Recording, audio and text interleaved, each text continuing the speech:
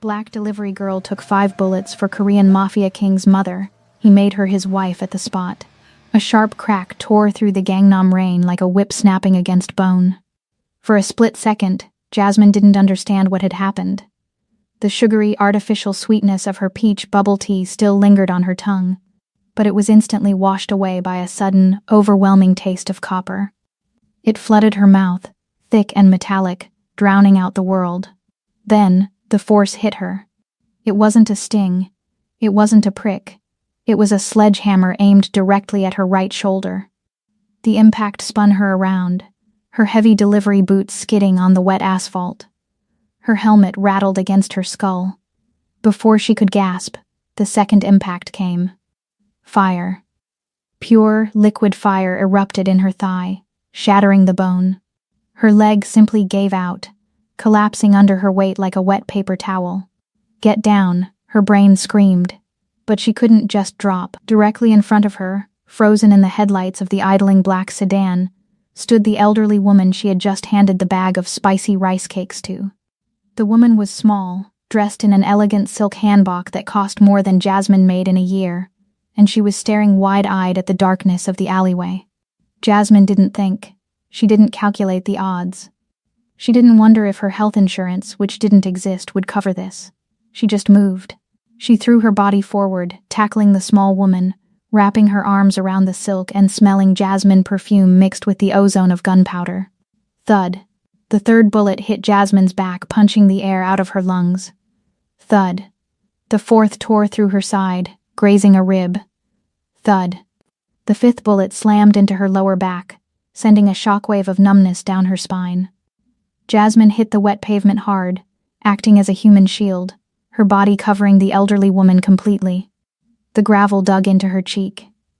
The rain, freezing cold and relentless, pelted against the back of her neck, mixing with the hot, sticky fluid that was already soaking through her thick delivery jacket.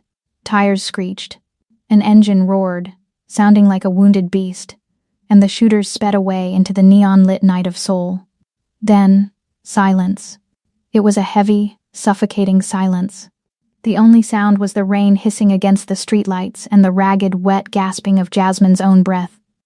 Every inhale was a battle. Every exhale was a gurgle. Underneath her, the elderly woman was shaking, sobbing quietly into the asphalt. "Are you okay?" Jasmine tried to ask, but no words came out. Only a cough that splattered red across the wet gray stone. She couldn't feel her legs anymore. The fire in her shoulder had turned into a dull, throbbing void. She stared at a puddle near her nose. It was turning pink, then dark red, expanding rapidly like a blooming flower of death. Footsteps approached. These weren't the frantic, scrambling footsteps of bystanders running to help. These were slow, deliberate, heavy. The sound of expensive leather pressing firmly against the wet ground. The rain seemed to part. A shadow fell over Jasmine, blocking out the harsh glare of the street lamp. She forced her eyes to focus. Through the blurry haze of rain and blood, she saw shoes. Polished, black Italian leather. Pristine, despite the weather. Above them, a suit cut so sharp it could draw blood. The elderly woman beneath Jasmine gasped, her voice trembling with a mix of terror and relief. "Ju-young," the woman whispered. Jasmine tried to lift her head. The man crouching down beside them was beautiful in a way that made your stomach turn. High cheekbones, eyes dark as a bottomless well, and a mouth set in a grim, flat line. He didn't look like a savior. He looked like the Reaper. Yeon Ju-young, the dragon of Gangnam. He didn't speak immediately. He reached out, his hand large and warm, and gently touched the elderly woman's face. "Mother, are you hurt?" His voice was low, a rumble that vibrated through the pavement and into Jasmine's chest. "No," the mother sobbed, clutching Ju-yang's sleeve. She saved me. She took them all, Ju-yang." Ju-yang's gaze shifted. For the first time, he looked at Jasmine. He didn't look at her face. He looked at the blood pooling around her. He looked at the holes in her delivery jacket. He looked at the cheap, worn-out sneakers twitching involuntarily. His eyes were cold, devoid of pity. They were assessing the damage like a mechanic looking at a totaled car. He reached out and touched the wound on her shoulder. Jasmine flinched, a fresh wave of agony tearing a groan from her throat. "Don't touch," she wheezed. Zhu paused. He looked at his fingers, now stained with her crimson blood. He rubbed the blood between his thumb and forefinger, testing its viscosity. "Stay still," he commanded. His tone wasn't comforting. It was an order. Sirens wailed in the distance, growing louder, cutting through the rain. Within seconds, flashing red and blue lights bounced off the wet buildings. An ambulance screeched to a halt at the mouth of the alley. 2 paramedics jumped out, rushing over with a stretcher. The first paramedic, a man with tired eyes and a sneer etched onto his face, saw the scene. He saw the expensive suit. He saw the silk hanbok. And then he saw Jasmine. He saw her dark skin. He saw her scooter helmet lying in the gutter. He saw the delivery logo on her back. "Madam Yun." The paramedic rushed past Jasmine, almost stepping on her hand, to get to the mother. "We need to get you to the VIP suite immediately. Are you injured?" "I am fine." The mother cried, pushing the paramedic's hands away. "Help her. Help the girl."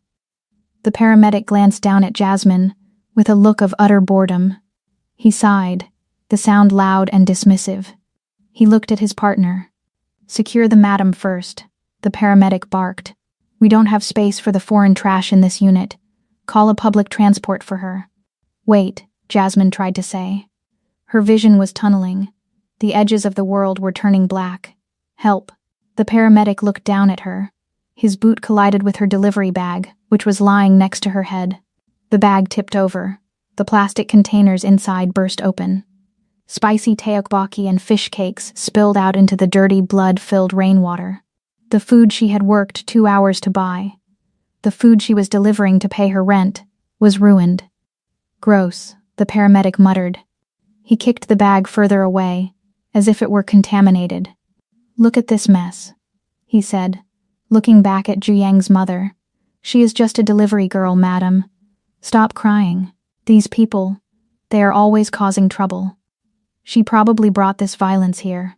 She probably owes money to the wrong people." Jasmine felt a tear leak from her eye, not from pain, but from a rage so hot it momentarily burned through the numbness. She wanted to scream that she was innocent. She wanted to scream that she had just taken 5 bullets for a woman she didn't know. But she choked. Blood bubbled up in her throat, gagging her. The paramedic knelt down, but not to help. He grabbed Jasmine's arm roughly, trying to drag her out of the way so he could place the stretcher for the mother. "Move," he spat. Jasmine closed her eyes. This was it. She was going to die here, in the rain, labeled as trash. Crack. The sound was louder than the gunshots. Jasmine's eyes snapped open. The paramedic was on the ground. He was lying 3 feet away, clutching his jaw, blood pouring from his mouth where his teeth used to be. Zhu stood over him. The dragon had moved so fast Jasmine hadn't even seen it. His hand was still raised, the back of his knuckles red. Silence fell over the alley again. Even the rain seemed to hold its breath. Zhu didn't look at the paramedic. He looked at his mother. "Get in the car, mother," Zhu said. His voice was terrifyingly calm. It was the calm before a tsunami. But now. The mother scrambled up, terrified by her son's tone, and rushed toward the black sedan. Zhu turned back to Jasmine. He knelt in the blood and rain. He didn't care about his suit. He didn't care about the mud. He looked at the paramedic, who was whimpering on the ground. "You said she is just a delivery girl?" Zhu asked. The paramedic nodded frantically, spitting out a tooth. "Yes, sir. I was just prioritizing the..." Zhu reached into his breast pocket. He pulled out a small velvet pouch. With a flick of his wrist, he opened it. Inside sat a ring. It wasn't a diamond. It was jade. Ancient, deep green jade, carved with the insignia of a roaring dragon. It was a ring that signified power. It was a ring that signified ownership. Zhu took Jasmine's left hand. His grip was iron. She was too weak to pull away. She watched, her vision swimming, as he slid the heavy jade ring onto her ring finger. It was too big, but the blood made it stick. It looked grotesque. The beautiful green stone against her blood-soaked, trembling hand. Zhu Yang leaned in close. His face was inches from hers. She could smell peppermint and expensive tobacco. "Listen to me closely," he whispered. He turned his head to look at the terrified paramedic. "She is not a delivery girl," Zhu Yang announced. His voice echoed off the wet brick walls. "She is my Yobo." The paramedic froze. His eyes bulged. "Wife?" Zhu Yang turned back to Jasmine. He scooped her up into his arms. The movement sent a jolt of agony through her body so intense she almost blacked out, but he held her tight against his chest. He held her as if she were made of glass. He walked toward the ambulance, stepping over the spilled food. He kicked the back doors open and laid her gently on the stretcher. The paramedic scrambled to his feet, trembling. Sir, I didn't know, I thought." "Phone," Zhu Yang demanded, holding out his hand. The paramedic fumbled for the radio handset and gave it to him. Zhu Yang pressed the button. "Connect me to the director." "Now," a static voice answered. "Yes, sir?" Zhu Yang looked down at Jasmine. Her eyes were rolling back in her head. Her breathing was shallow, a rattling sound that signaled the end was coming. "I am bringing a patient in," Zhu Yang said into the radio. His eyes never left Jasmine's face. "Clear the trauma center. Get the best surgeons, not the ones on duty. Call the heads of the departments. Wake them up." There was a pause on the other end. "Sir, protocol states." Zhu Yang cut him off. His voice dropped an octave, becoming a growl that promised hell on earth. "If she dies, this hospital burns." He threw the radio at the wall, shattering it. "Drive," he roared at the driver. As the ambulance lurched forward, Jasmine felt the cold jade ring pressing against her skin. It felt heavy. It felt like a shackle. She looked up at the man looming over her, the man who had just claimed her as his wife while she bled out on a stretcher. "Who are you?" she whispered, her voice barely a breath. Zhu Yang took a cloth and pressed it firmly against the wound in her neck. "I am your fate," he replied. "Now sleep." Jasmine's eyes fluttered shut. The darkness finally took her. Jasmine thought the bullets were the hard part. She was wrong. The cage was harder. Waking up felt like drowning in milk. Everything was white. Everything was soft. Everything was terrifyingly silent. She gasped, her body jerking upward, but a firm, gentle restraint held her down. Panic flared in her chest, hot and immediate. She wasn't on the wet asphalt anymore.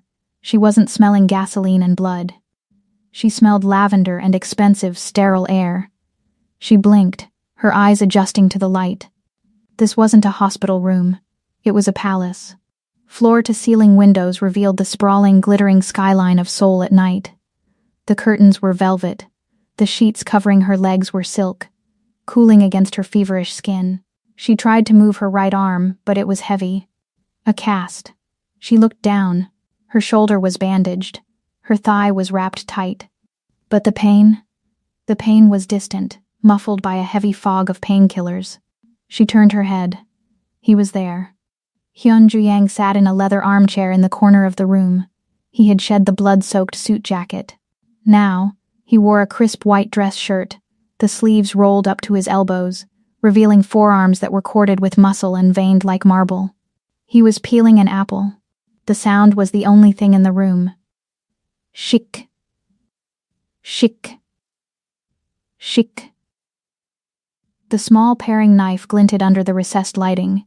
It was razor-sharp. He moved it with the precision of a surgeon, the red skin of the apple curling away in one long, unbroken ribbon. He didn't look at the apple. He looked at her. "You are finally back with us," he said. His voice was low, devoid of the panic she remembered from the alley.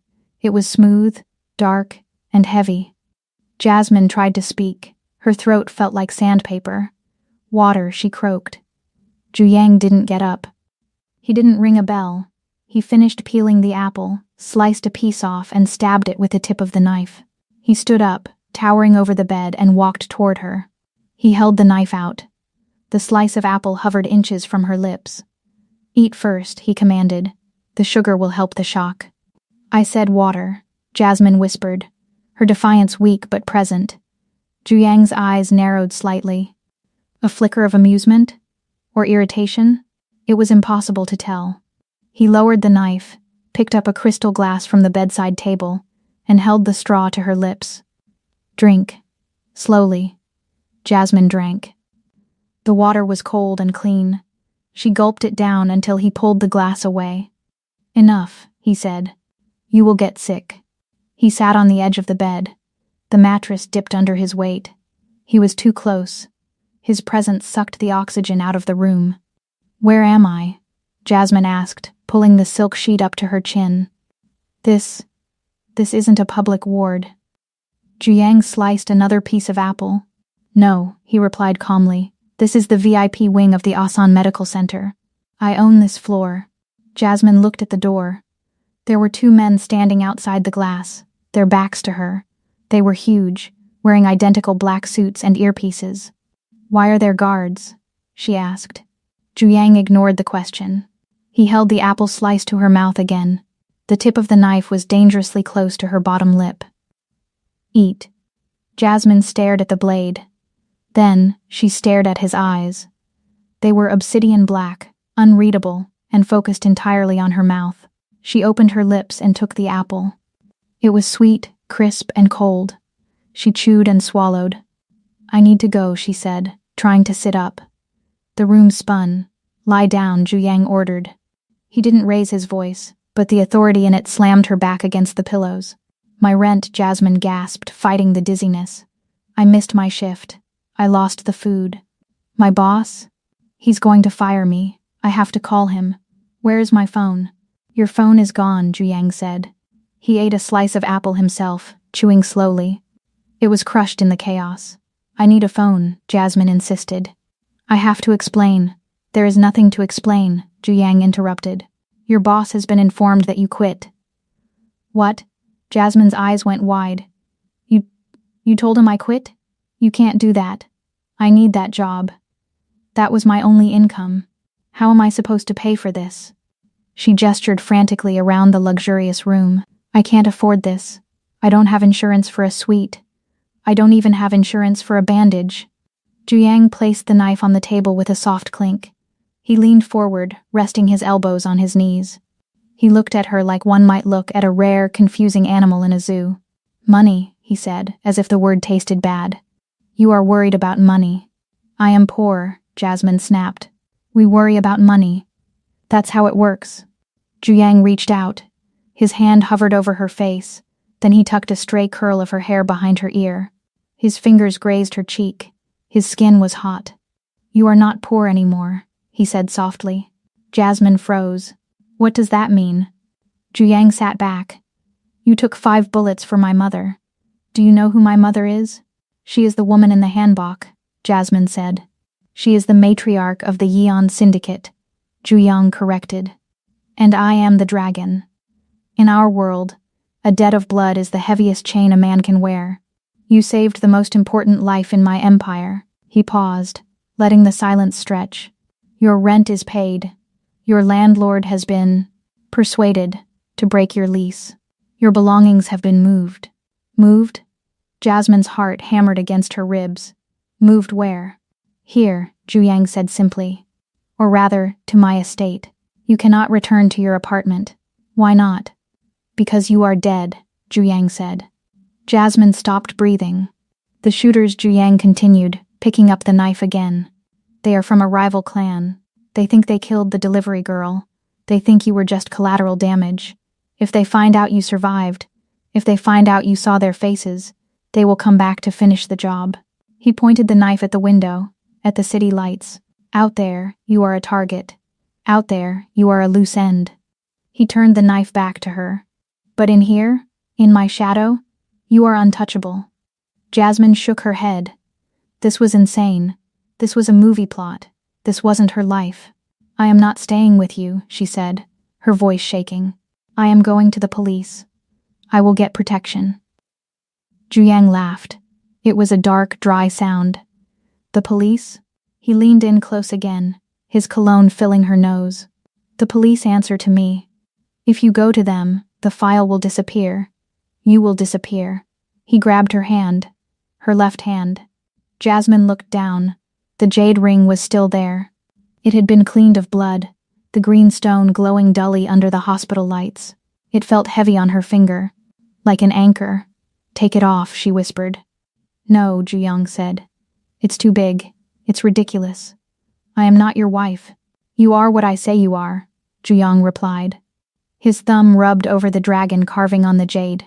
Jasmine tried to pull her hand away, but his grip was iron. "Listen to me, Jasmine." He said her name for the first time. It sounded strange in his accent. Possessive. "You are a survivor. I saw what you did in that alley. You didn't run. You didn't freeze. You acted. You have fire in you." He squeezed her hand. "But a fire without a hearth burns out. Or it burns everything around it. You need walls. You need a fortress." "I don't need a fortress," Jasmine spat. "I need my life back." "Your life is gone." Ju-yang's voice rose, cracking the calm veneer for a split second. "The girl who delivered food? She died in that alley. The girl who worried about rent? She bled out on the pavement." He stood up abruptly, pacing to the window.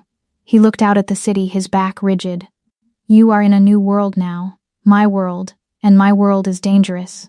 But inside this room, inside my house, it is a sanctuary." Jasmine stared at his back. She felt tears pricking her eyes, not from sadness but from frustration. She was trapped. He had stripped her of her job, her home, her identity. "You kidnapped me," she accused him. "I saved you," he countered, not turning around. "You are keeping me prisoner. I am keeping you alive." He turned back to face her. His expression was unreadable again. The mask was back in place. "You need to rest. The doctor says the bone in your thigh needs time to knit. You will be here for 2 weeks. Then, we go home." "Home," Jasmine repeated bitterly. "Your home. Our home," Ju-young corrected. He walked back to the bed. He looked at the plate of apple slices. "Finish the fruit. I'm not hungry." Ju-young sighed. He picked up the slice again. He held it to her lips. "Jasmine," he warned, "do not make me force you." Jasmine looked at the knife in his other hand. She looked at the determination in his jaw. She realized then that he wasn't used to hearing the word no. He was a king in his own violent kingdom, and she was just a peasant who had stumbled into the throne room. She opened her mouth. He fed her the apple. His fingers brushed her lips, lingering for a second longer than necessary. The touch sent a shiver down her spine that had nothing to do with the cold. "Good," he murmured. He placed the knife down and checked his gold watch. "I have business to attend to. The men who did this, they need to be taught a lesson." He adjusted his cuffs. "Stay in the bed. Do not try to leave the room. The guards have orders to stop you." He walked to the door. "Ju-yang?" Jasmine called out. He stopped, his hand on the handle. He looked back over his shoulder. "Why?" she asked. "Why go through all this? You could have just paid for the surgery and sent me away. Why the ring? Why the wife lie? Why bring me into your house?" Ju-yang looked at her for a long moment. His gaze dropped to the jade ring on her finger, then back up to her eyes. "Because," he said softly, "when I saw you bleeding on that asphalt, when I saw you holding my mother while your own life drained away, I realized something." "What?" "That I have never seen anything so beautiful." He opened the door. "And I keep beautiful things." The door clicked shut, leaving Jasmine alone in the silence. The smell of lavender was suffocating. The silk sheets felt like a shroud. She looked at the jade ring. It seemed to pulse with the beat of her own heart. Jasmine thought the bullets were the hard part. She was wrong. The cage was harder. The click of the porcelain teacup against the saucer sounded like a gunshot in the silent drawing room. Jasmine flinched. The sound vibrated in her ears, louder than it should have been. Her nerves were still fried, the edges of her vision still prone to blurring if she moved her head too fast. She sat in a high-backed velvet chair that felt more like a throne than a seat. Her leg was propped up on a cushioned stool, the heavy cast hidden beneath the hem of a silk dress Ju-yang had provided. It was emerald green, matching the heavy jade ring that still weighed down her left hand. Across from her, the vultures were waiting. It was supposed to be a quiet tea, a welcome into the fold. But Ju-young had business to attend to in his study, leaving Jasmine alone with the women of the inner circle for 10 minutes. 10 minutes was apparently enough time to be dissected. The woman sitting opposite Jasmine was stunning. Park Chae-rin. She had hair like spun ink and skin so pale it looked translucent. She was the daughter of one of Ju Yang's oldest business partners. She was also, Jasmine had quickly gathered, the woman who thought she would be sitting in Jasmine's chair. Chae-rin didn't hold a teacup. She held a glass of champagne, swirling the bubbles with a bored, predatory expression. "So," Chae-rin said, her voice dripping with faux sweetness. "You delivered noodles?" Jasmine straightened her back. The pain in her ribs flared, a sharp reminder of the bullets, but she ignored it. "I delivered everything," Jasmine corrected. "Food, groceries, medicine." Chae-rin laughed. It was a light, tinkling sound that made Jasmine's skin crawl. Fascinating. A courier. Like a mule. The other two women on the sofa giggled behind their fans. "Tell me," Chae-rin continued, leaning forward. "Did you steal the ring? Or did you just service him so well in the alley that he gave it to you as payment?" Jasmine's grip tightened on the armrest. Her nails dug into the velvet. "I saved his mother," Jasmine said, her voice steady despite the trembling in her hands. Chae-rin waved her hand dismissively. "Yes, yes. The human shield story. Very heroic. Very desperate. It is amazing what people like you will do to escape the slums. You see a rich man, you see a gun, and you think, this is my lottery ticket." "I didn't think anything," Jasmine snapped. "I just moved."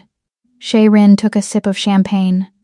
Her eyes raked over Jasmine's face, analyzing her features with open disgust. "You don't belong here," Chae-rin said. Her tone dropped the sweetness. It became cold, hard. "Look at you. You are dark. You are loud. You take up too much space. You ruin the aesthetic of this house." Jasmine felt the heat rising in her cheeks. It wasn't shame. It was fury. "Ju Yang brought me here," Jasmine said.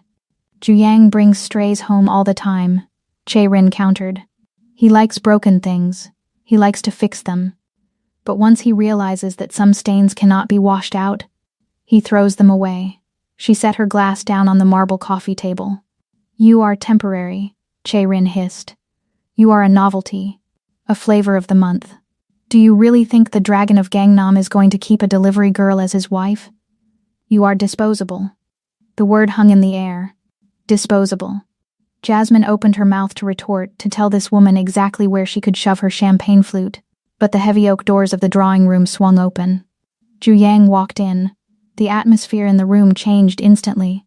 The air grew thinner. The temperature dropped. He was wearing a charcoal gray suit, no tie. He looked tired. He looked lethal. He didn't look at the guests. He walked straight to Jasmine. "Are you in pain?" he asked, ignoring the room completely. He touched her forehead with the back of his hand, checking for a fever. "I am fine," Jasmine muttered, pulling away slightly. Ju Yang frowned at her rejection. Then he turned to the room. He walked to the liquor cart and poured himself a whiskey. "I trust you have been making my wife feel welcome," he said, his back to them. Chae-rin stood up. She smoothed her dress, a smile plastering itself onto her face. "Of course, Ju Yang," she cooed. "We were just getting to know her. She was telling us about her previous employment. It is so quaint, so rugged." Ju Yang turned around. He took a slow sip of the amber liquid. "Quaint," he repeated flatly. "Yes," Chae-rin laughed nervously. "Although, I was just telling her that she might find the transition difficult. You know how it is. You can take the rat out of the gutter, but you cannot take the gutter out of the rat." The room went dead silent. The other two women stopped breathing. They looked at Chae-rin with wide, terrified eyes. Jasmine looked at Ju Yang. He didn't explode. He didn't yell. He didn't throw his glass. He just looked at Chae-rin. He looked at her with a profound, terrifying boredom. "Gutter rat," Ju Yang said softly. "Is that what you called her?" Chae-rin faltered. She realized, too late, that she had stepped on a landmine. I was just joking, Ju Yang. It is just a figure of speech. You know I care about the reputation of your family. I just don't want you to be embarrassed by someone who is so different." Ju Yang reached into his pocket. He pulled out his phone. He tapped the screen a few times. He wasn't looking at Chae-rin anymore. He was looking at a graph. Your father is Park Ji-sung, correct? Jeong asked casually. CEO of Park Shipping? Chae-rin blinked. Yes. Why? Jiang tapped the screen again. Park Shipping has been struggling with liquidity lately, he murmured, as if talking to himself. Heavily leveraged, relying on the Busan merger to stay afloat. He took another sip of whiskey. Chae-rin's smile vanished. What are you doing? Jiang swiped his finger across the screen. A simple, lazy motion. I am calling in the loans, Jiang said. What? Chae-rin whispered. I own the bank that holds your father's debt, Jiang explained. He didn't look up. And I just ordered the immediate repayment of all outstanding principals. He tapped again. And I just dumped my 20% stake in his company. The market will see the dragon selling, and they will panic. The stock is free-falling as we speak. Jiang turned the phone screen toward Chae-rin. She stared at it. Red lines. Vertical red lines crashing down. No, she gasped. You can't. That is billions of won. That is my inheritance. Jiang put the phone back in his pocket. He looked at her now, and the look in his eyes was ruthless. You came into my house, he said, his voice low and vibrating with danger. You drank my wine. And you insulted my wife. He took a step toward her. Chae-rin took a step back, hitting the edge of the sofa. You called her disposable, Jiang said. He checked his watch. It has been 30 seconds. Your father is now bankrupt.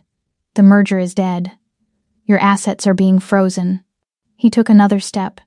Who is the gutter rat now? Chae-rin? Chae-rin began to shake. Tears welled up in her eyes. Jiang, please. This is a mistake. My father. He has nothing to do with this. He raised you, Jiang said coldly. He taught you that you could speak to people like that and get away with it. He failed. And now, he pays the price. Jiang turned his back on her. Get out, he commanded. Chae-rin stood there, paralyzed. Security. Jiang roared. 2 guards burst into the room. Remove her, Jiang ordered. And remove the others. If they ever step foot on my property again, break their legs. The guards grabbed Chae-rin by the arms. She screamed. It was a high, piercing shriek of a spoiled child who had finally touched a hot stove. You're a monster. She screamed as they dragged her out. You're crazy. She's just a nobody. Jiang ignored the screaming. He waited until the doors slammed shut. Silence returned to the room. But it was a different silence. It was heavy with the scent of ozone and destruction. Jiang walked over to Jasmine. He set his whiskey glass down. He knelt beside her chair. He took her hand, the one with the jade ring. Jasmine stared at him. She was terrified. She had just watched him destroy a dynasty in less than a minute, without raising his pulse. You ruined her, Jasmine whispered. Jiang looked up at her. His eyes were soft again. Only for her. She insulted you, he said simply. She was just words, Jasmine stammered. Sticks and stones, Jiang. You didn't have to destroy her life. Jiang shook his head. You do not understand, Jasmine. He kissed her knuckles. He kissed the jade ring. In this world, respect is not given. It is taken. If I let her speak to you like that, tomorrow there will be 10 more like her. They will think you are weak. They will think I am weak. He stood up, towering over her, casting a long shadow. I am not a hero, Jasmine. I never told you I was. I am a villain. And villains protect what is theirs with fire. He gently touched the bandage on her shoulder. You took bullets for my blood. I spilled ink for your honor. It is a fair trade. Jasmine looked at the phone in his pocket. The weapon of mass destruction. You are dangerous, she said. Jiang smiled. It was a small, dark smile. I am the consequence, he replied. He offered her his hand. Come, dinner is served. And I promise, the conversation will be much better. Jasmine hesitated. She looked at his hand. It was the hand of a killer. The hand of a tyrant. But it was also the only hand that had reached for her when she was bleeding in the rain. She took it. He pulled her up, supporting her weight, and led her out of the room, leaving the empty champagne glass and the shattered life of Park Chae-rin behind them. But peace in the dragon's house is always short-lived. 2 days later, Jasmine made the mistake of stepping outside the gates. The kidnappers made one mistake. They thought Zhu Yang was a businessman. They forgot he was the dragon. The smell of the warehouse was the first thing to break Jasmine's spirit. It smelled of rotting fish, diesel fuel, and old stagnant seawater. She was zip-tied to a rusted metal chair in the center of a damp concrete floor. Her cheek throbbed where the man in the leather jacket had backhanded her an hour ago. Her lip was split. The copper taste was back, familiar and sickening. There were 6 of them. Men with shaved heads and tattoos that looked like prison scratches compared to the art on Zhu Yang's skin. They were laughing, smoking cheap cigarettes, confident in their leverage. The leader, a man with a jagged scar running through his eyebrow, paced in front of her. He held her phone, the new one Zhu Yang had bought her, in his hand. "He is not coming," the leader sneered. He blew smoke into Jasmine's face. "Do you really think the king of Gangnam cares about a broken toy? We sent the ransom demand an hour ago. No reply. Nothing." Jasmine stared at him, her eyes burning. "He will come," she whispered, not because she believed in fairy tales, but because she had seen the look in Zhu Yang's eyes when he destroyed Che Rin. He didn't like people touching his things. The leader laughed. He leaned in close, grabbing her chin with rough, greasy fingers. "If he doesn't pay in 10 minutes, we start cutting. A finger for every million he owes us. Maybe we start with the ears. Make you match your background." He released her with a shove. Suddenly, the heavy steel door at the far end of the warehouse rattled. It wasn't a knock. It was a vibration that shook the dust from the rafters. The men stopped laughing. They drew their weapons, pipes, knives, and 2 pistols. "Go check it," the leader barked at the youngest thug. The young man walked to the door. He peered through the peephole. He froze. "What is it?" the leader yelled. The young man turned around, his face drained of color. He opened his mouth to speak, but no sound came out. Then the door exploded. It didn't just open. It was kicked off its hinges with a force that defied physics. The heavy steel slab flew inward, crushing the young man beneath it with a wet, sickening crunch. Dust billowed into the room. Silence fell. A thick, heavy silence that felt like a hand around the throat. From the swirling dust, a figure emerged. It wasn't the polished CEO in the Italian suit. The man who walked into the warehouse was a nightmare. Zhu Yang had discarded his jacket. His white dress shirt was unbuttoned halfway, soaked in rain and splattered with fresh blood that wasn't his. His sleeves were rolled up, revealing the ink that marked him as royalty in the underworld. Dragons. Black serpentine dragons coiled around his forearms, their scales detailed enough to look real. They twisted up his neck, their jaws open at his throat. He held a knife in his right hand. It wasn't a small paring knife this time. It was a jagged, curved combat blade that caught the dim overhead light. Jasmine breathed. He didn't look at her. His eyes were pitched black. There were no whites visible. His pupils had swallowed everything. He was in a trance state. A state of pure, unadulterated violence. "Kill him." The leader screamed, pointing his gun. The man closest to Jiang lunged with a pipe. Jiang didn't dodge. He flowed. He stepped inside the swing, his movement fluid like water. He drove the knife into the man's bicep, twisted, and ripped it out. The man screamed, dropping the pipe. Jiang grabbed the man's hair, slammed his face into his own knee, and threw the limp body aside like a sack of garbage. 2 more men charged. Jiang spun. The blade became a blur. A slash to a tendon. A stab to a kidney. He moved with a terrifying economy of motion. Every strike was lethal. Every step was calculated. He was hunting. He severed the hand of the man holding the second gun. The pistol clattered to the floor, followed by the severed hand. The man stared at his stump in shock, screaming. Jiang silenced him with a backhand that sounded like a gunshot.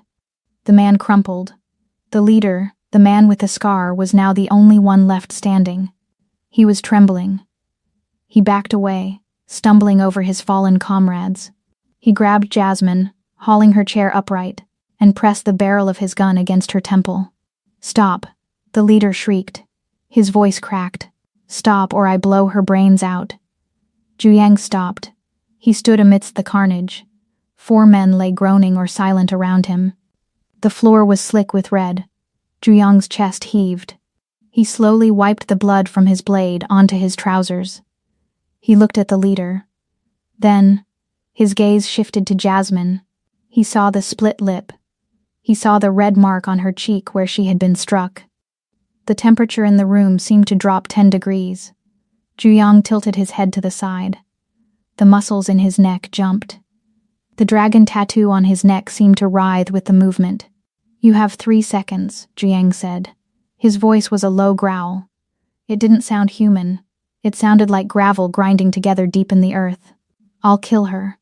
The leader yelled, pressing the gun harder against Jasmine's skin.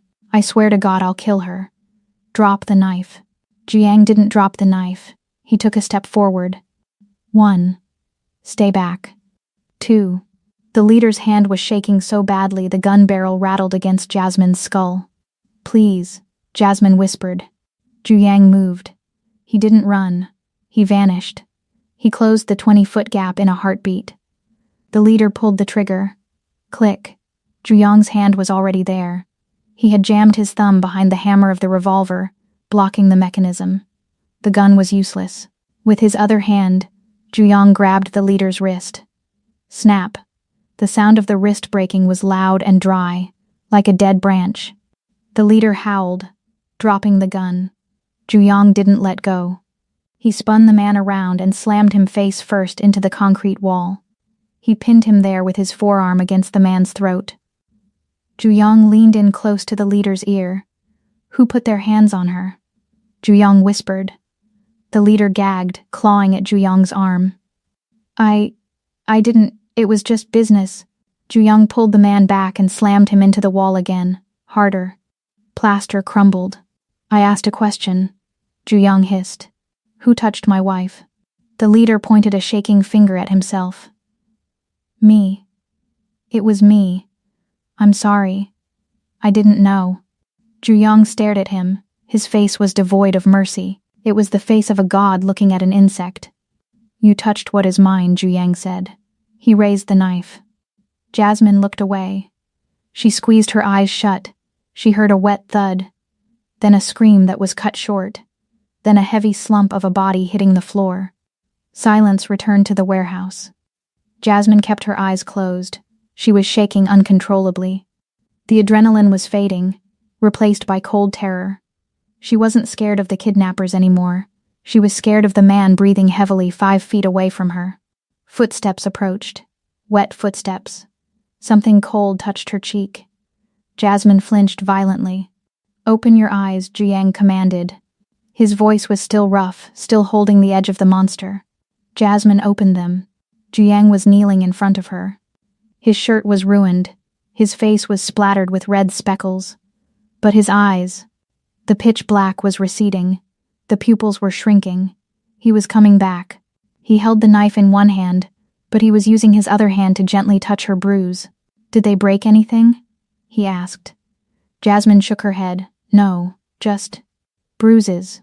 Zhu nodded. He moved behind her. "Don't move," he said. She felt the cold steel of the knife against her wrists. One quick slice, and the zip ties fell away. Jasmine rubbed her wrists. She looked at the bodies scattered around the room. It was a slaughterhouse. "You killed them," she whispered. "All of them." Zhu stood up. He wiped the knife one last time and sheathed it at his belt. "They were weeds," he said. "I pulled them out." He reached down and pulled Jasmine to her feet. Her legs were wobbly. She stumbled into him. He caught her. His arms went around her, pulling her flush against his hard blood-stained chest. He didn't care about the mess. He buried his face in her neck, inhaling deeply. He was shaking too, she realized. The dragon was trembling. "I told you," he murmured against her skin. His breath was hot. "I told you that you are in my territory now." He pulled back to look at her face. He gripped her chin, forcing her to look at him. His eyes were intense, burning with a terrifying possessiveness. "You are not allowed to leave my sight again. Ever. Do you understand?" Jasmine looked at the destruction he had caused. She looked at the blood on his hands, hands that had peeled an apple for her, hands that had destroyed a fortune for her, hands that had just butchered 6 men for her. He wasn't sane. He wasn't safe. But he was here. I understand, she whispered. Juyong ran his thumb over her bottom lip, wiping away a smear of dried blood. Good. He scooped her up into his arms, bridal style. Let's go home, Juyong said. I need to wash this filth off. And then I need to wash you. He stepped over the leader's body without looking down. As he carried her out into the cool night air, Jasmine rested her head against his shoulder. She saw the tattoo on his neck, the dragon's head. Its eyes seemed to be watching her. She was safe from the world. But she was in the grip of the monster. Juyang tightened his hold on her. Mine, he growled into the darkness. And for the first time, Jasmine didn't fight it. Steam curled around the black marble tiles like a living thing, thick and suffocating. The bathroom was larger than Jasmine's entire apartment had been. It was a cavern of dark stone and gold fixtures, dimly lit by hidden recessed lights that cast long shadows against the walls. The air was heavy with humidity and the metallic tang of dried blood. Jasmine sat on the edge of the massive bathtub. She was shivering, though the room was warm. Her ruined clothes lay in a heap on the floor, the blood-stained dress, the torn stockings. Juyang stood before her. He was naked from the waist up. His chest was a tapestry of violence. Scars crossed his skin like white lightning bolts, interrupting the intricate ink of the dragons and snakes that claimed his flesh. He was covered in blood, hers, the kidnappers, the old woman's. It was a second skin of red. He reached out and turned the brass handle. The shower head hissed. Water, hot and steaming, began to rain down into the open stall. Come, Juyang said. His voice was no longer the gravelly growl of the warehouse. It was low, quiet, barely audible over the rush of the water. Jasmine didn't move. She couldn't. Her limbs felt like lead. The adrenaline crash had left her hollowed out. Juyang didn't rush her. He stepped closer. He hooked his hands under her arms and lifted her effortlessly. He didn't carry her like a prize this time. He carried her like a child. He stepped into the spray. The water hit them instantly. It was hot. Shockingly hot. Jasmine gasped as it soaked her hair, plastering it to her skull. Juyang stood still, letting the water run over his broad shoulders. He pulled Jasmine against him, shielding her from the direct force of the spray with his own body. Watch. He whispered against her wet temple. Jasmine looked down. The water pooling at their feet was turning color. It wasn't clear. It was pink.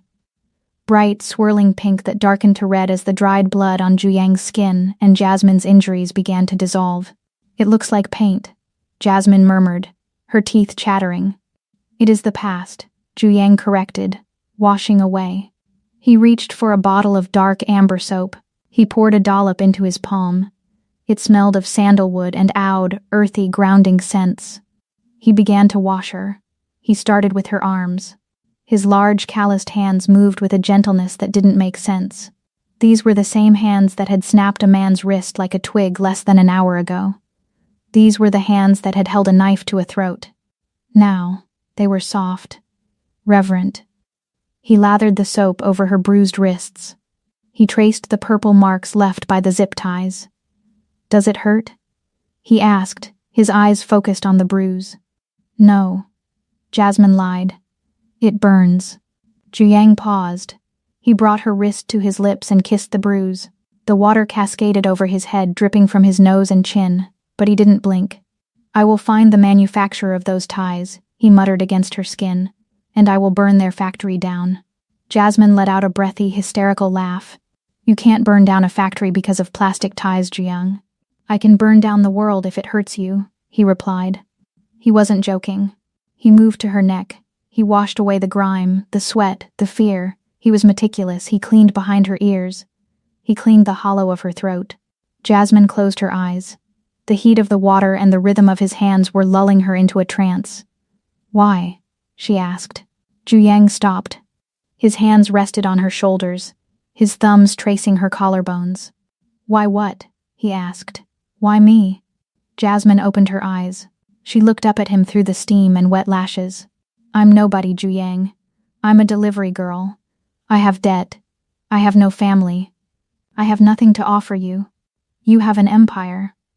You have women like Che Rin. Ju Yong's face darkened at the mention of the name. Che Rin is a snake. He spat. But she fits, Jasmine insisted. She fits in your world. She knows the rules. I don't. I'm a liability. You saw tonight. I got kidnapped. I made you weak. Ju Yong gripped her shoulders tighter. Not enough to hurt, but enough to hold her in place. Look at me, he commanded. Jasmine looked. Do you see this? He gestured to his chest, to the tattoos, to the scars. Do you see the ink? Yes. This is my armor, Ju Yang said. Since I was a boy, I have been building it. Layer by layer, scale by scale. I built it to keep the world out. To keep the fear out. To survive. He took her hand and pressed it flat against his chest, right over his heart. She could feel it beating, slow, steady, powerful. Everyone sees the armor, Ju Yang whispered. The business partners, the rivals, the women like Che Rin. They see the dragon. They see the money. They see the power. He leaned his forehead against hers. The water ran down their faces, mingling their tears and the shower spray. But they never see the man inside the castle, he said. He closed his eyes. Then you came along. Me? Jasmine asked softly. You, Ju Yang confirmed. You with your helmet and your bubble tea and your loud, messy life. You didn't knock on the gate. You didn't try to climb the wall. He opened his eyes. They were liquid obsidian. You invaded my thoughts, Jasmine. He moved his hand to cup her cheek. That night in the alley, when the bullets flew, you didn't check for your own safety. You didn't check for your wallet. You threw yourself over my mother. You bled for a stranger. His thumb stroked her cheekbone. I have never seen anything so pure, he said. In a world of wolves, you were the only thing that was real. Jasmine felt a lump form in her throat. I just reacted, she whispered. Exactly, Ju Yang said. Your instinct was to protect. My instinct has always been to destroy. He turned her around gently, so her back was to him. He poured more soap and began to wash her back, avoiding the healing bullet wounds with surgical precision. I didn't marry you for honor, Ju Yang said, his voice directly in her ear now. I didn't give you the ring because of a debt. That was a lie I told the world. That was a lie I told myself. Then why? Jasmine asked, leaning back against his chest. She could feel the hard planes of his muscles. Because when you are in the room, Ju Yang confessed, burying his face in her wet hair, you are the only person in the room. He wrapped his arms around her waist, pulling her tight. The water cascaded over them, washing away the last pink swirls of blood, leaving the water clear. When I am with you, the noise stops. The plotting, the violence, the constant calculation of who is trying to kill me. It all stops. He took a deep, shuddering breath. His chest expanded against her back. I can finally breathe, he whispered. Jasmine felt the weight of his words. They were heavier than the jade ring. They were a confession of dependence. The monster needed a keeper. The king needed a queen. She turned around in his arms to face him. She reached up and touched the dragon tattoo on his neck. The ink felt smooth under the water. So I'm not a prisoner? She asked quietly. Ju Yang looked at her. His vulnerability was raw, open, bleeding. You hold the keys, Jasmine, he said. You have always held them. If you want to leave, if you want to walk out of this bathroom and out of that front door, I will let you go. He paused, his jaw tightening. I will burn the city down in grief. But I will let you go. Jasmine looked at him. She saw the fear in his eyes. The fear of being alone again behind his armor. She thought about her old apartment. The cold. The loneliness. The endless deliveries. Then she thought about the way he had looked at the paramedic. The way he had destroyed a fortune for her honor. The way he had come for her in the warehouse. He was a monster. But he was her monster. She stood on her tiptoes. She pressed her lips to his. It wasn't a hungry kiss. It wasn't a desperate kiss. It was a seal. A promise. I'm not going anywhere, she whispered against his mouth. Ju Yang let out a sound that was half groan, half sob. He crushed her to him, burying his face in her neck again. Thank you, he breathed. He held her there under the water for a long time, just rocking her, as the steam turned the world white and the water ran clear and clean around their feet. "Juyang," Jasmine said after a while, her voice muffled against his shoulder. "Yes, my love? The water is getting cold." Juyang laughed. It was a genuine rusty sound. He reached out and turned the handle. "Then let's get you to bed," he said. He picked her up again, but this time, as he carried her out of the bathroom, he didn't look like a man at war. He looked like a man who had finally come home. 1,000 camera shutters clicked at once, sounding like a swarm of mechanical locusts descending on the grand ballroom of the Seoul Dynasty Hotel. Jasmine didn't blink. She didn't flinch. 6 months ago, a loud noise would have sent her diving for cover, her heart hammering a frantic rhythm of trauma. But tonight, the noise was just applause. She stepped out of the limousine, the cool autumn air biting at her exposed skin. Juyang was already there. He stood on the red carpet, waiting. He wore a tuxedo that was blacker than the void, tailored to perfection, the silk lapels catching the frenetic light of the paparazzi. He extended his hand. "Ready?" he asked, his voice a low rumble that cut through the chaos. Jasmine took his hand. Her grip was firm. Her palm was dry. "Always," she replied. She stepped onto the carpet, and the world seemed to inhale sharply. The dress Juyang had commissioned for her was not designed to hide. It was designed to declare war. It was a floor-length gown of liquid gold silk that clung to every curve, shimmering like molten metal with every step. But it was the neckline that drew every eye. It was an asymmetrical cut, leaving her right shoulder entirely bare. There was no makeup covering the skin. There was no shawl.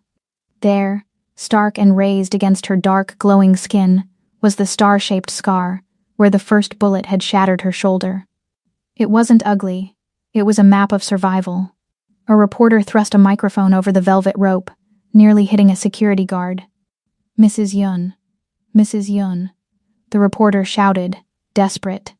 "Is it true that you refused plastic surgery for your injuries? Is it true you kept the scars on purpose?" Jasmine stopped. Juyang stopped with her. He looked at the reporter with a glare that could curdle milk, but Jasmine squeezed his hand, signaling him to stand down. She turned to the camera. She looked directly into the lens. "Why would I erase the proof that I survived?" Jasmine asked. Her voice was calm, amplified by the dozens of microphones.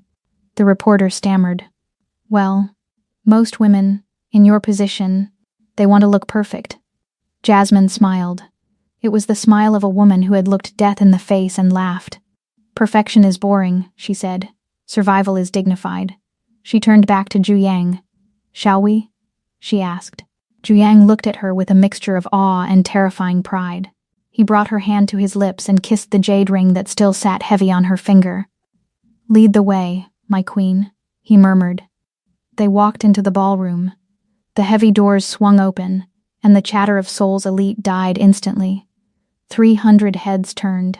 Senators, chaebol heirs, actresses, and rival gang leaders posing as businessmen. They all looked at the delivery girl who had become the crown princess. Juyang's mother, the matriarch, was sitting at the head table. She stood up immediately. She walked across the dance floor, her cane tapping rhythmically. She ignored the dignitaries. She walked straight to Jasmine. The old woman stopped. She looked at the gold dress. She looked at the scar. "You look like a warrior," the mother said, her voice thick with emotion. Jasmine bowed her head slightly, a sign of respect, not submission. "I learned from the best, mother," Jasmine replied. The matriarch reached out and touched Jasmine's cheek. "My legacy is safe," the old woman whispered. "The Yeon Empire. It needs a heart as much as it needs a fist. You are the heart, child." Juyang placed a hand on Jasmine's waist. "Let's get a drink," he said, steering her toward the private balcony. "The air in here is too recycled. Too many liars breathing it." They stepped out onto the wide stone terrace overlooking the Han River. The city lights reflected on the black water, creating a kaleidoscope of neon. It was quiet here. The party was a muffled thrum behind the glass doors. Juyang leaned against the stone railing, watching her. He took a sip of his champagne, his eyes dark and contemplative. You were perfect in there, he said. I was terrified, Jasmine admitted, leaning next to him. You didn't show it. That's the armor you taught me to wear, she said, tapping his chest. Zhu chuckled. He set his glass down. He turned to face her fully, trapping her between his body and the railing. Jasmine, he started. His tone shifted. It became serious, heavy. What is it? Jasmine asked, sensing the change. There is something I never told you, Zhu said. About the night of the shooting. Jasmine frowned. We know everything about that night. The rival clan, the ambush, the rain. Zhu shook his head. No. You know about the violence. You do not know about the motive. Jasmine felt a chill that had nothing to do with the wind. What motive? They were targeting your mother. I just happened to be there. Zhu looked down at his hands. He twisted the gold signet ring on his pinky. You didn't just happen to be there, Jasmine. What do you mean? Zhu looked up. His eyes were intense, predatory. I ordered the noodles, he said. Jasmine stared at him. She blinked, trying to process the words. You ordered the spicy rice cakes? But the order came from a burner phone. It was for the alleyway, I know. Zhu said. I made the call. But why? Jasmine asked, confusion knitting her brows together. Why would the Dragon of Gangnam order street food to a back alley in the rain? Because I knew you were the rider for that zone, Zhu confessed. Jasmine froze. I had been watching you for 3 months, Jasmine. He took a step closer. I saw you in January, delivering in the snow. You were shivering, your lips turned blue, but you gave your hot pack to a stray dog outside the convenience store. He reached out and touched a lock of her hair. I saw you in March. A customer threw his drink at you because it was cold. You didn't yell. You didn't cry. You just wiped your face, stared him in the eye, and told him to have a blessed day. The fire in your eyes, it captivated me. Jasmine's mouth fell open. You were stalking me? I was hunting, Zhu corrected softly. I bought the building your noodle shop was in just so I could check the security cameras to see when you clocked in. I routed my motorcades past your delivery zones. He rested his forehead against hers. That night, I wanted to meet you. I wanted to create a situation where I could accidentally run into you. I ordered the food to the alley where I was meeting my mother, thinking I would pay you. Maybe offer you a job, offer you a way out. He closed his eyes, a look of pain crossing his face. I didn't know the assassins were there. I brought you into the line of fire. It was my obsession that almost got you killed. Jasmine stood there, the revelation crashing over her. Most women would be terrified. Most women would run. But Jasmine wasn't most women. She was a woman who had married the dragon. She looked at him. She saw the guilt eating him alive. She saw the twisted, dark way he loved. He hadn't just stumbled upon her. He had chosen her. Long before the blood. Long before the jade. You knew? She whispered. You knew who I was? I knew everything, Zhu said. I knew your shoe size. I knew your favorite bubble tea flavor. I knew you were the only thing in this city that wasn't gray. Jasmine looked at the scar on her shoulder. So, she said slowly, you owe me even more than I thought. Zhu opened his eyes. He looked surprised. He had expected anger. He had expected fear. I owe you my life, he said. I owe you my soul. Jasmine reached up and grabbed the lapels of his tuxedo. She pulled him down to her level. Good, she whispered fiercely. Because I plan to collect. She kissed him. It was a kiss of acceptance. A kiss that said, I see your darkness, and I am not afraid of the dark. Zhu groaned, wrapping his arms around her, lifting her slightly off the ground. I love you, he growled against her mouth. I am obsessed with you. I know. Jasmine smiled against his lips. Now take me home, I'm tired of wearing this dress. It was 1 year later. The office was quiet, save for the scratching of a fountain pen on heavy paper. Jasmine sat behind the massive mahogany desk that had once belonged to Zhu father. She wore a white silk suit, sharp and tailored. Her hair was pulled back in a severe, elegant bun. She wasn't delivering noodles anymore. She signed the final page of the document and closed the folder. It is done? A voice asked from the shadows of the room. Jasmine looked up. Zhu was sitting on the leather sofa reading a report. A small sleeping bundle lay on his chest. Their daughter, Hana. It is done, Jasmine confirmed. She stood up and walked around the desk. The Hope Foundation is officially the owner of the orphanage, she said. And the factories that were using child labor in Incheon? They are ours now. And the previous owners? Zhu asked, not looking up from his daughter's sleeping face. Jasmine stopped at the window. She looked out at the city she now helped rule. They have been retired, Jasmine said coolly.